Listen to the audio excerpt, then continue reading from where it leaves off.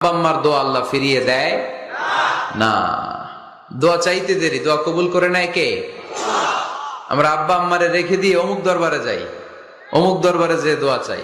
আসল বড় দরবার যে আমার ঘরে, এটাই ভুলে যাই। আমার আব্বার চেয়ে বড় কোন পীর সাহেব আমার জন্য হতে পারে? আমার মায়ের চেয়ে বড় দোয়াকারী আমার জন্য পৃথিবীতে থাকতে পারে?